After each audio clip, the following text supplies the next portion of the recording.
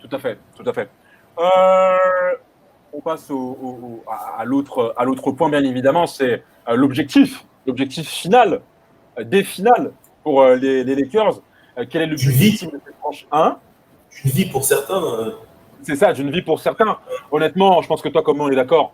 C'est pas Détroit de Sekou Doumbouya, de Luke Kennard et de Derrick Rose qui est en finale là. C'est le Lakers de LeBron et d'Anthony Davis. Je ne m'attendais Donc, pas à Luke Kennard. Luke Kennard, là, mais voilà, il faut le dire, frérot. Luke Kennard. Frérot, je sais pas pourquoi j'ai dit ça. Odo, c'est le Lakers de LeBron, frérot. Et LeBron, quand il est en finale, c'est pour win, frérot. C'est for the win, ma gueule. Donc, Ah bah c'est le non. titre. Il y a le titre, rassure-moi. Il n'y a pas d'autre objectif que ça. Non, mais il n'y a rien d'autre. Ne pas gagner, c'est avec ce qui s'est passé là, non, ce serait une grosse déception, voire des illusions. Et je pense que quand tu es LeBron James, quand tu démarres une saison, c'est pour jouer le titre, c'est pas pour faire une finale ou une finale de conf. Donc, non, là, il n'y a pas d'autre, option que le Larry O'Brien Trophy pour les Lakers. Non, il n'y a pas d'autre option. C'est ça. D'ailleurs, pour les Lakers, on peut différencier. On peut mettre d'un côté les objectifs personnels de LeBron et puis de l'autre les objectifs de la franchise. Ça faisait quand même quasiment 10 ans que les Lakers n'étaient pas revenus en finale NBA. Tu penses que dans la tête de Ginny Buss, dans sa tête là, elle se dit ouais, c'est titre, rien que le titre. Rob Pelinka, le titre, rien que le titre. Ah oui, non, mais que ce soit LeBron ou la franchise ou le GM, toute personne faisant partie de l'organigramme des Lakers, c'est le titre ou rien. C'est pas, tu démarres pas en disant, quand tu as LeBron dans ton effectif, tu démarres pas en disant, voilà, je vise tel stage. Non, c'est le titre. Donc, non, il n'y a pas d'autre alternative. C'est ça, surtout que LeBron, il joue pas, il est pas aux Suns, il est aux Lakers. Les Lakers, c'est la deuxième. Du matos. Eh oui. C'est la deuxième franchise la plus titrée de l'histoire. C'est Karim, c'est Shaq, c'est Kobe, c'est Magic. C'est l'opportunité d'égaliser les Celtics. Ouais. C'est ça. Là, c'est l'occasion. C'est le titre et rien, en fait. À partir du moment où tu as LeBron et AD, tu ne peux pas jouer autre chose que le titre. Quand même, rassure-moi. Pour moi, LeBron a beaucoup à perdre s'il ne gagne pas. Il a beaucoup à perdre et je vais te dire pourquoi et tu vas me dire ce que tu en penses. Il a beaucoup à perdre déjà par son âge. Oui, il a réalisé une superbe saison cette année à 35-36 ans, mais LeBron vieillit. LeBron reste un être humain. Et parce qu'il reste un être humain, il a 36 ans et que le meilleur de sa carrière, normalement, est derrière lui et qu'il se rapproche année après année de la retraite. Donc, s'il y a bien une année où il doit remporter les titres, c'est cette année déjà par son âge, mais aussi parce que quand tu regardes la configuration, il n'y a pas les Warriors de Steph, de Clay et Dre, il n'y a pas les Nets de Kyrie et KD, il n'a pas eu les Clippers en finale de conférence, donc le terrain lui est dégagé. Je ne dis pas que le Heat, c'est l'équipe de Branquignol, mais je dis que s'il y a un moment où il doit bien gagner, c'est maintenant. Qu'est-ce que tu en penses? Non, c'est clair. Là, la fenêtre, là, c'est là où. Elle est wide open, frérot. Elle est wide open. Bah ouais. Ah ouais, non, là, c'est là où jamais. S'il gagne, en plus, s'il gagne là, ça sera bonus justement pour revenir l'année prochaine et avoir un autre défi. Mais là, pour cette année, c'est comme tu as dit, justement, voilà, c'est non seulement il y a l'âge, il a beau être gâté génétiquement, il a voilà, les dieux de la génétique qui se sont mis autour de son berceau quand il est né, ça c'est clair. Mais le fait est qu'il vieillit, ça reste un être humain. Donc l'année prochaine, il ira sur ses 37 ans. Ouais. Non, tout le bon que tu n'es pas éternel. Et le deuxième facteur, comme tu l'as mentionné, c'est la concurrence. Cette année, l'année prochaine, les Warriors vont venir, les Mavs seront plus forts, les Nuggets seront plus forts, les Blazers n'auront pas tous leurs joueurs phares blessés pendant la saison régulière. Bien vu. Les Clippers seront là. L'Ouest, ça va être le Far West, ça va être une dinguerie l'année prochaine. Et Charlotte, n'oublie pas Charlotte. Charlotte avec Devontae Graham et Nicolas Batum, bien sûr. Oui, c'est vrai, j'avais oublié de les mentionner. Oui, c'est vrai. C'est Jojo. C'est Jojo. Il est là. Jojo, il aurait proposé au Hornet. Les gars, attention. Jojo, il aurait proposé au Hornet. Jojo aurait proposé au Hornet, si vous voulez, les gars, je rejoue. Il n'y a pas de galère. Si vous voulez, les gars, je vous aide. Je vous aide sur le. Indiscute. Il y a aussi un autre. Mais ouais, tu vois, déjà, l'Ouest, et après, comme tu as dit, l'Est, tu as les Nets qui seront là, les Bucks, ils vont être revanchards, le Heat va vouloir revenir plus fort, les Sixers, ils ont beaucoup à se faire pardonner, ça va être très relevé. Donc, c'est cette année qu'il faut gagner, et ouais, s'ils perdent, effectivement, ce sera une désillusion même pour lui. Bien sûr. Est-ce que s'il perd pour toi, c'est de l'équivalent de sa défaite en 2011 contre les Mavs?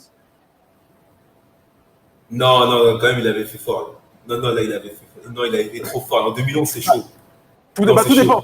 Tout dépend de comment il finit. S'il perd en 7 S'il perd matchs, 4-0, non, s'il perd 4-0 en étant à 10 points par match de finale, le match 4, il a 0 sur 12. Oui, non, là, c'est ça. un choc C'est ça. monumental. En gros, si nous fait le Kawhi lors du Game 7 en deuxième mi-temps avec un seul panier mis en deuxième mi-temps et 0 points en quatrième quart-temps, là, tu te dis, OK, non, là, je pense que LeBron. Voilà, il y a un autre point. Ouais, il y a un autre point, c'est qu'il y a Jordan. On parlait de Jordan tout à l'heure. Il ne faut pas oublier que pendant le confinement, tu as eu Last Dance. Et que de Last Dance, ça a un peu rééquilibré les débats, tous les débats qu'on a pu avoir entre Jordan et LeBron ou Jordan. Là, finalement, après de Last Dance, on a l'impression que Jordan a un peu repris encore une fois de l'avance pour ceux qui doutaient encore un peu. Mais frérot, ouais. Moi, pour moi, il n'a pas repris de l'avance. Il avait déjà cette avance et il a même accru son avance. Il a accru. Attends. Moi, je pensais que c'était le GOAT. Non, je parle auprès des gens. Auprès des gens, beaucoup de gens, pour eux, c'était évident que Jordan était le GOAT. Poto, je suis désolé, Poto. Il y a quelqu'un qui sonne, je suis obligé d'y aller, c'est le direct, c'est comme ça, on peut rien faire. Les Camerounais, c'est le Ndolé, c'est le Njo.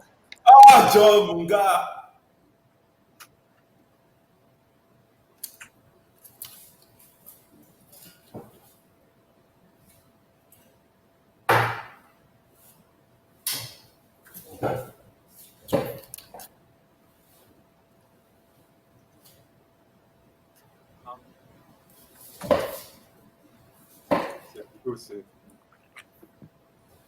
C'est le Ndolé, avec le bâton.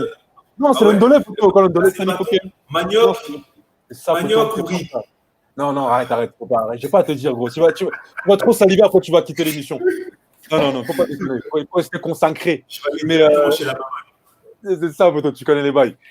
Donc voilà, c'est comme tu dis, pour ceux qui aimaient Jordan, il a pris une avance considérable. Et pour ceux qui doutaient encore un peu, quand ils ont vu de Last Dance, ils ont dit, ah ouais, 6-0. Ah ouais, le game winner contre Utah. Ça fait mal, tu vois. Ils ont vu le swag que le mec avait, parce que tu te rends compte que finalement, le swag n'est pas né avec LeBron, n'est pas né avec Kobe, il est né avec Jordan, tu vois.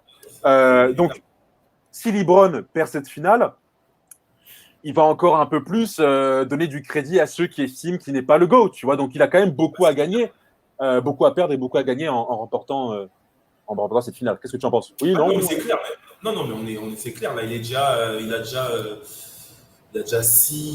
Il a autant de défaites que Jordan a de victoires. Voilà, donc rien que ça, déjà, ça fait malheureusement tâche. Mais bon, après, voilà, c'est l'histoire. Mais s'il perd ce soir en étant quand même assez largement favori, de toute façon, on en reviendra.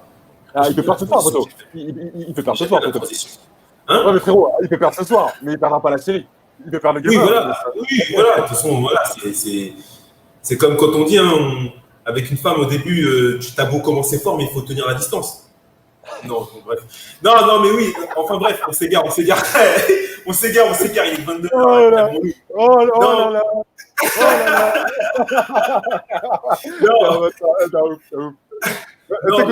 Thibaudot, tu l'avais tué, Thibaudot. Thibaudot, tu l'as tué quand tu as dit être supporter du Paris Saint-Germain. C'est quoi? Ouais, quand tu es supporter du PSG, c'est comme être avec une meuf infidèle. Ces bâtards, ils peuvent toujours te tromper et te la mettre à n'importe quel moment. Mais tu les aimes quand même, tu vois. Oh là là.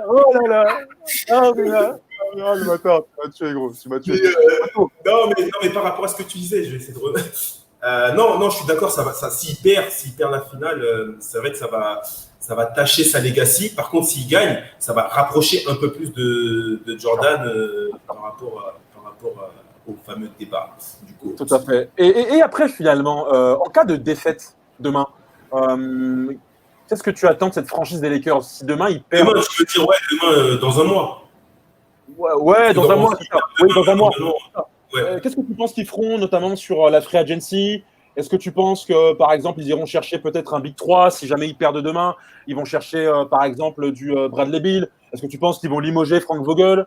Qu'est-ce que tu penses qu'il y aurait comme conséquence si demain les Lakers perdaient la finale? Moi, la chose dont je suis entre guillemets sûr, c'est même pas. Moi, je pense que virer Vogel, ça n'aurait aucun sens. Ce serait une énorme erreur. Parce que tu vois la stabilité qu'il a amené à cette équipe. Pour moi, ce serait pas la bonne solution. Ouais. Après, je sais pas trop comment ça se passe au niveau contractuel, au niveau du salary cap. Je sais pas trop comment ils sont au niveau à ce niveau-là, les Lakers.